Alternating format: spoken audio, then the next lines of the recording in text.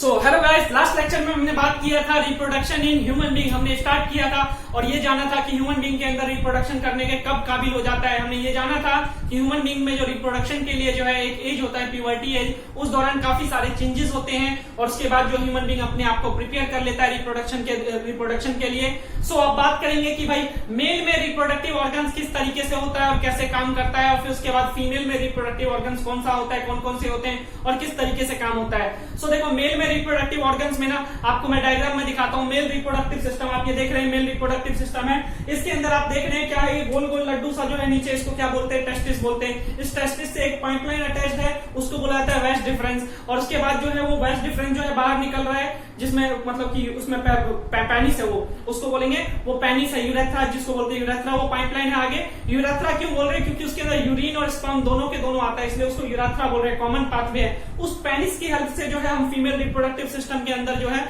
Sperm को पहुंचाते हैं। सो मैं डायग्राम ड्रॉ करके दिखा रहा हूँ, डिटेल में समझाऊंगा, ध्यान से देखना। लगभग मुश्किल से 5 से 6 मिनट लूंगा और मेल रिप्रोडक्टिव सिस्टम इतने अच्छे से समझ में आ जाए, कभी नहीं भूल पाओगे। मेरा नाम जरूर भूल जाओगे लेकिन अपना ये जो है रिप्रोडक्टिव सिस्टम नहीं भूल पाओगे। सो समझिएगा, सबसे पहले जो है हमारे पास जो है टेस्टिस होता है। टेस्टिस ये मैंने ड्रॉ कर लिया, ये मान लो हमारे पास टेस्टिस है। इस टेस्टिस के पीछे एक और टेस्टिस होता है, ये जो है ना पेयर ऑफ टेस्टिस होता है। सो यहाँ पेयर ऑफ टेस्टिस आप बनाओ या ना बनाओ, सिंगल टेस्टिस भी चलेगा। अब इसको ना एक थैले में डाल दो, इस टेस्टिस को ना एक थैले में डाल दो। थैले मतलब थैले क्यों डाल रहे हैं, ताकि क्योंकि ये बॉडी के बाहर होता है ना, टेस्टिस जो है हमारा बॉडी के बाहर होता है, शरीर के बाहर होता है। तो ये भी क्वेश्चन आता है कि हमारा टेस्टिस जो है बॉडी के बाहर क्यों है। सो देखो उसके पीछे रीजन क्या है, टेस्टिस का बाहर होने का रीजन है कि भाई हमारे स्पर्म के फॉर्मेशन के लिए ना जो टेम्परेचर चाहिए वो बॉडी टेम्परेचर से लगभग ना 2 से 3 डिग्री सेल्सियस कम चाहिए, 2 से 3 डिग्री सेल्सियस कम टेम्परेचर चाहिए। सो दैट्स व्हाई इसको जो है टेस्टिस को बाहर रखा गया है और इस थैले में रखा गया है। इस थैले को बोलते हैं स्क्रोटम। इस थैले को स्क्रोटम सैक बोला जाता है, जिसके अंदर हम टेस्टिस को कैप करके रखते हैं। सो रीजन क्या होता है टेस्टिस को इस बॉडी से बाहर रखने का, कि भाई स्पर्म के फॉर्मेशन के लिए बॉडी के टेम्परेचर से 2 से 3 डिग्री सेल्सियस कम टेम्परेचर चाहिए होता है, इसलिए हमने इसको बाहर रखा है। अब इससे ना एक पाइपलाइन अटैच होता है, इससे हमारा एक पाइपलाइन अटैच होता है, इसको बोला जाता है वेस्ट डिफरेंस। ये जो है ना पाइपलाइन जो है इसको बोला जाता है वेस्ट डिफरेंस। अब ये जो पाइपलाइन है ना, जब बॉडी से बाहर निकलता है, आप जैसे मर्जी बना लो डायग्राम, जैसे मैं बना रहा हूं इससे बिल्कुल स्ट्रेट बना लो, ज्यादा खिचड़ी नहीं पकानी है, क्योंकि जितना ज्यादा खिचड़ी पकाएंगे उतनी ज्यादा हमारे लिए प्रॉब्लम हो जाएगी। तो मैं सिंपल बनाता हूं इसको। सो ये रहा, ये मैंने वेस्ट डिफरेंस बना दिया। अब देखो इस वेस्ट डिफरेंस में जब आता है ना रास्ते में, 2 ग्लैंड इससे एसोसिएटेड होता है। जब ये रास्ते में आता है तो 2 ग्लैंड इससे अटैच हो जाता है। एक यहाँ पे ग्लैंड अटैच हो जाता है, इसको बोलते हैं सेमाइनल वेसिकल्स। इसको बोलते हैं, इस ग्लैंड्स को बोला जाता है सेमाइनल वेसिकल्स। इसका काम क्या होता है अभी बताएंगे। इसके अलावा एक पाइपलाइन और अटैच हो जाता है यहाँ से, इसके अलावा इसके अंदर एक पाइपलाइन और अटैच हो जाता है। ये पाइपलाइन जो होता है ना, इसको ये यूरिनरी ब्लैडर है, यूरिनरी ब्लैडर से जो यूरिन लेकर आता है ना, वो पाइपलाइन अटैच हो जाता है। इससे यूरिन लेकर आने वाला पाइपलाइन जो है इससे अटैच हो जाएगा, जो यूरिन लाएगा और इसको इसी पाथवे में कॉमन पाथवे बना देगा। और ये आपको पता है यूरिनरी ब्लैडर कौन सा था, जो किडनी जो है यूरिन को फिल्टर करके, ब्लड को फिल्टर करके यूरिन जो लाता था यूरिनरी ब्लैडर में इकट्ठा करता था, और वो ये इकट्ठा होने के बाद यहाँ से बाहर आ जाता था।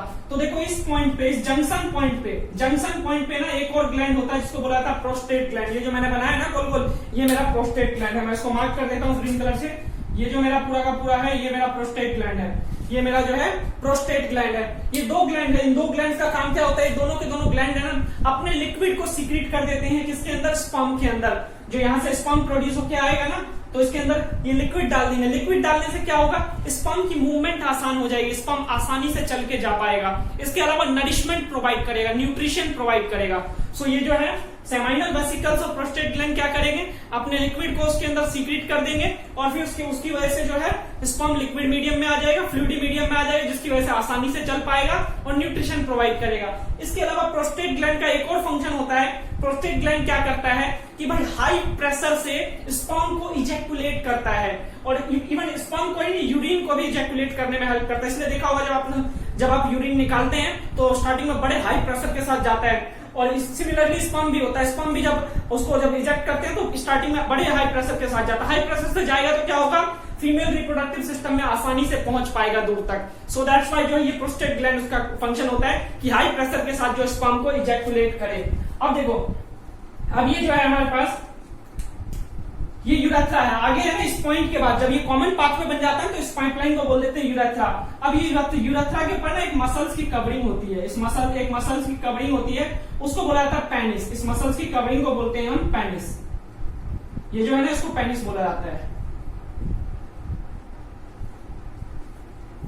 सो ये पूरा का पूरा हमारा बॉडी होता है इस तरीके से। अब इसको बाकी चीज बनाना है, बना लो, नहीं बनाना है ऐसे भी छोड़ दोगे तो भी चलेगा, मार्क्स आपको पूरे मिलेंगे। और इसके अलावा जो है ये पैर वैर होता है, इधर बना दो, ये हमारा हिप है, ये पैर बना दो इधर आप।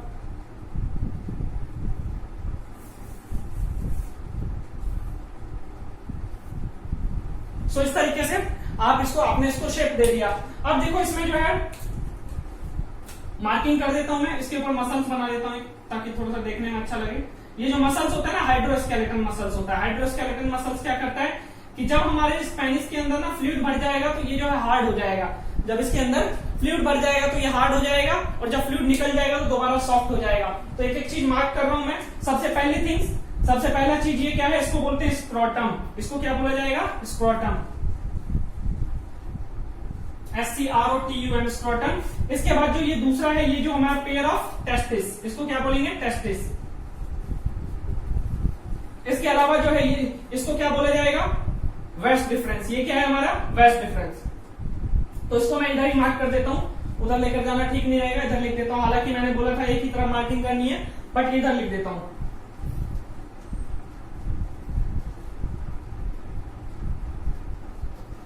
वेस्ट डिफरेंस बोलेंगे। इसके अलावा जो है हमारा ये कौन सा ग्लैंड है, seminal vesicles.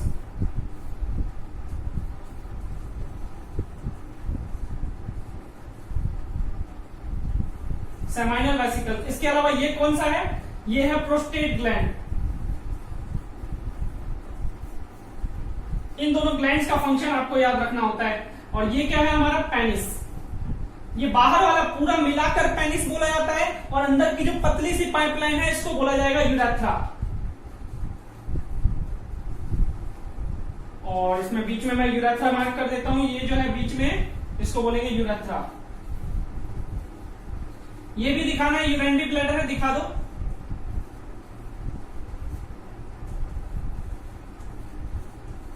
I think so आपको डायग्राम समझ में आ गया होगा।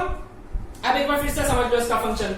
सबसे पहला, मेल रिप्रोडक्टिव सिस्टम में कौन कौन से ऑर्गन्स है, ये हमारा टेस्टिस है, इसके अलावा वेस्ट डिफरेंस है, ये सेमाइनल वेसिकल्स और प्रोस्टेट ग्लैंड है, इसके अलावा हमारा यूरेथ्रा है जो कि पेनिस है। तो ये पूरा का पूरा मिलकर मेल रिप्रोडक्टिव सिस्टम बनता है। इसका फंक्शन समझो, फंक्शन क्या क्या होता है। टेस्टिस का काम होता है टेस्टोस्टेरोन प्रोड्यूस करना, और इसके अलावा मेल जर्म सेल जिसको बोलते हैं स्पर्म, वो प्रोड्यूस करना। ये दो चीज प्रोड्यूस करवाता है। कौन प्रोड्यूस करवाएगा, टेस्टिस करवाएगा। टेस्टिस क्या क्या, स्पर्म प्रोड्यूस करवाया और टेस्टोस्टेरोन प्रोड्यूस करवाया। टेस्टोस्टेरोन जो है फीमेल, मेल में जो सेक्सुअल मैच्योरिटी आता है, मेल बॉडी में जो सेक्सुअल मैच्योरिटी आता है, किसकी वजह से, टेस्टोस्टेरोन की वजह से।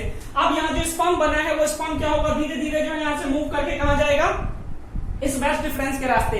वेस्ट डिफरेंस के रास्ते मूव करते हुए आएगा तो रास्ते में इसको दो ग्लैंड मिलता है। दो ग्लैंड कौन सा, सेमाइनल वेसिकल्स और प्रोस्टेट ग्लैंड। ये सेमाइनल वेसिकल्स और प्रोस्टेट ग्लैंड क्या करेगा, इसके अंदर एक लिक्विड फ्लूइड मिला देगा। लिक्विड फ्लूइड मिलाने से क्या होगा कि भाई ये जो हमारा स्पर्म है ना वो लिक्विड मीडियम में आ गया। स्पर्म अब लिक्विड मीडियम में आ गया, इसकी वजह से स्पर्म आसानी से चल पाएगा और इसके अलावा नरिशमेंट प्रोवाइड कर पाएगा स्पर्म को। देन उसके बाद जो है हमारा जो प्रोस्टेट ग्लैंड का एक और फंक्शन होता है। एक और फंक्शन क्या होता है कि भाई ये ना स्पर्म को हाई प्रेशर के साथ इजैकुलेट करता है, बॉडी से बाहर बहुत ही ज्यादा हाई प्रेशर के साथ जो है ना उसको इजैकुलेट करेगा, बाहर निकालेगा।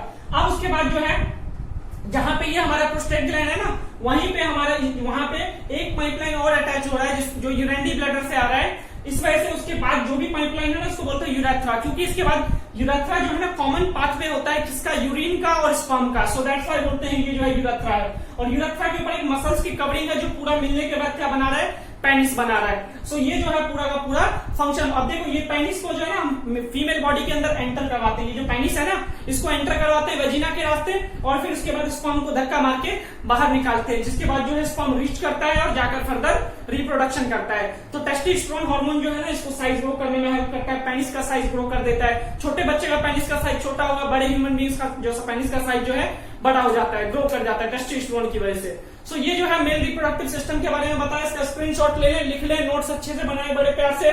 और इसके अलावा जो इसका नोट्स जो है मैं डिस्क्रिप्शन में भी डाल दूंगा। सो आज के लिए इतना ही रखता हूँ, बाकी जो अगली क्लास में जो है फीमेल रिप्रोडक्टिव सिस्टम पढ़ाऊंगा। तो आज के लिए इतना ही, फिर मिलते हैं अगली सभा में, तब तक के लिए दुआओं में याद रखिएगा। Good bye, take care.